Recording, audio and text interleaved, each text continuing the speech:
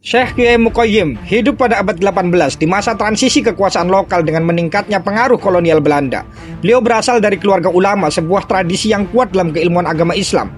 Tidak banyak catatan tentang masa kecil beliau, tetapi diketahui Kiai Mukhoyim menimba ilmu agama di berbagai pesantren besar di Nusantara, termasuk kemungkinan belajar di pesantren Tegal Sari di Ponorogo yang sangat terkenal saat itu. Pada pertengahan abad ke-18, Kiai Mukhoyim mendirikan pesantren Buntet di Cirebon. Awalnya, pesantren ini adalah sebuah tempat belajar sederhana yang dibangun untuk mendidik masyarakat sekitar. Namun, berkat keilmuan dan karisma beliau, pesantren ini dengan cepat berkembang menjadi pusat pendidikan Islam di wilayah Jawa Barat. Pesantren Buntet tidak hanya mengajarkan ilmu agama, tetapi juga menjadi basis perjuangan melawan penjajahan Belanda. Kiai Mukhoyim menanamkan semangat jihad fisabilillah kepada para santrinya, menjadikan pesantren ini sebagai salah satu benteng perlawanan terhadap kolonialisme.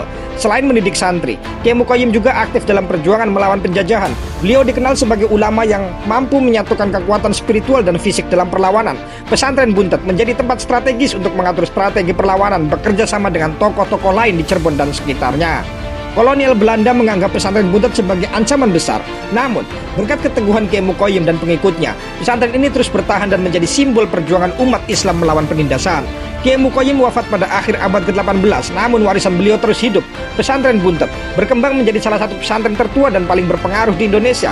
Pesantren ini melahirkan banyak ulama besar yang berkontribusi pada perkembangan Islam di Nusantara. Hingga kini, pesantren Buntet tidak hanya menjadi pusat pendidikan agama, tetapi juga pusat pemberdayaan masyarakat.